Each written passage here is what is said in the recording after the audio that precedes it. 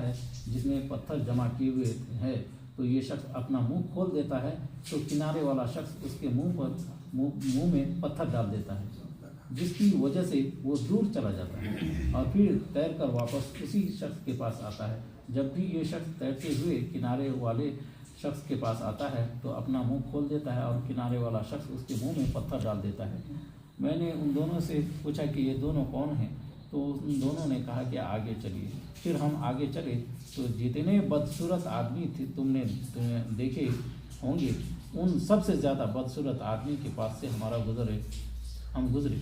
उसके पास आग जल रही थी जिसको वो भड़का रहा था और उसके चारों तरफ दौड़ रहा था। आग भी जला रहा है, भड़का रहा है, चारों तरफ से दौड़ रहा है आग के। तो पूछा कि ये शख्स कौन है, उन्होंने कहा कि चलिए आगे। फिर हम एक ऐसे बाग में पहुंचे जो हरा भरा था और उसमें मौसम बहार के तमाम फूल थे। इस बाग के दरमियान एक बहुत लंबे साहब नजर आए।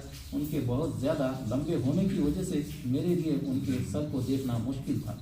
उनके चारों तरफ बहुत सारे बच्चे थे, इतने ज़्यादा बच्चे मैंने कभी नहीं देखे। मैंने पूछा कि ये कौन है और ये बच्चे कौन हैं। उन्होंने मुझसे कहा कि आगे चलिए। आगे चले, फिर हम चले और एक बड़े बाग में पहुँचे। मैंने इतना बड़ा और खूबसूरत बाग कभी नहीं देखा। उन्होंने मुझसे कहा कि इसके ऊपर चढ़िए। हम उस पर चढ़े और ऐसे शहर के करीब पहुँचे जो उस तरह बना हुआ था कि उसकी एक ईंट सोने की थी और एक ईंट चांदी की थी। हम शहर के दरवाजे के पास पहुँचे और उसे खुलवाया। वो हमारे लिए खोल दिया गया। हम उसमें ऐसे लोगों से मिले जिनके जिस्म का आधा हिस्सा इतना खूबसूरत था कि तुमने इतना खूबसूरत ना देखा होगा और आधा हिस्सा इतना बदसूरत था कि इतना बदसूरत तुमने न देखा होगा। उन दोनों फरिश्तों ने उन लोगों से कहा कि जाओ इस नहर में कूद जाओ। मैंने देखा कि सामने एक चौड़ी नहर बह रही है, इसका पानी दूध जैसा सफ़ेद है। वो लोग उसमें कूद गए। फिर जब वो हमारे पास वापस आए तो उनकी बदसूरती ख़त्म हो चुकी थी और वो बहुत खूबसूरत हो चुके थे। दोनों फरिश्तों ने मुझसे कहा कि ये जन्नत अदन है और ये आपका घर है। मेरी नज़र ऊपर उठी तो मैंने सफ़ेद बादल की तरह एक महल देखा। उन्होंने कहा कि यही आपका घर है। मैंने इनसे कहा कि बारकल्लाहु फीकुमा, अल्लाह ताला तुम दोनों में बरकत दे, मुझे छोड़ो मैं उसके अंदर जाऊं। उन्होंने कहा कि अभी नहीं, लेकिन बाद में तशरीफ़ ले जाएंगे। मैंने उनसे पूछा कि आज रात मैंने अजीब चीज़ें देखी, ये क्या हैं? उन्होंने मुझसे कहा कि अब आपको बताते हैं।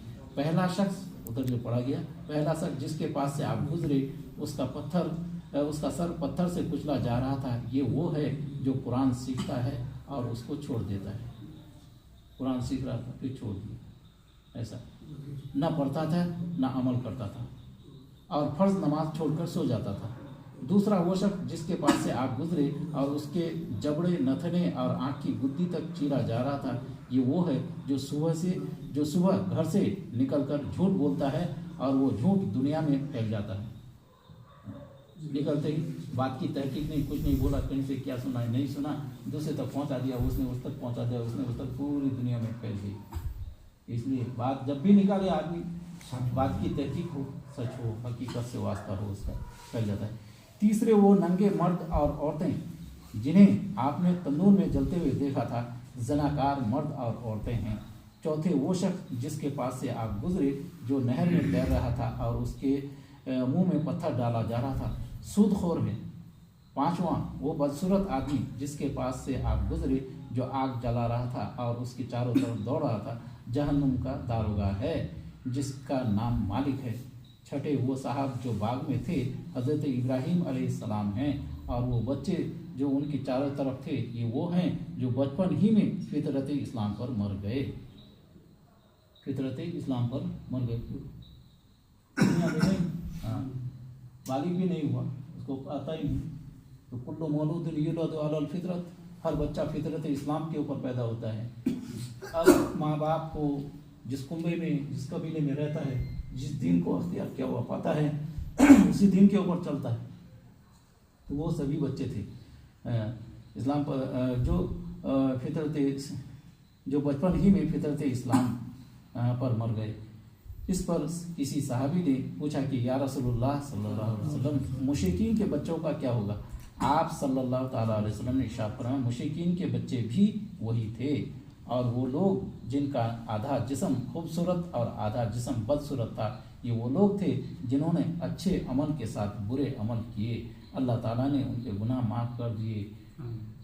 حضرت ابو ذر رضی اللہ تعالیٰ عنہ اور حضرت ابو درداء رضی اللہ تعالیٰ عنہ روایت کرتے ہیں کہ رسول اللہ صلی اللہ علیہ وسلم نے ارشاد فرمایا میں ساری امتوں میں سے اپنی امت کو قیامت کے دن پہچان لوں گا۔ صحابہ اکرام رضی اللہ تعالیٰ عنہ اجمعین نے عرض کیا یا رسول اللہ صلی اللہ علیہ وسلم آپ اپنی امت کو کیسے پہچانیں گے؟ آپ صلی اللہ علیہ وسلم نے ارشاد فرمایا میں انہیں ان کے اعمال نامے دائنے ہاتھ میں دیے جانے کی وجہ سے پہچان لوں گا، اور انہیں ان کے چہروں کی نور کی وجہ سے پہچانوں گا جو سجدوں کی کثرت کی وجہ سے ان پر نمایاں ہوگا، اور انہیں ان کے ایک خاص نور کی وجہ سے پہچانوں گا جو ان کے آگے آگے دوڑ رہا ہوگا۔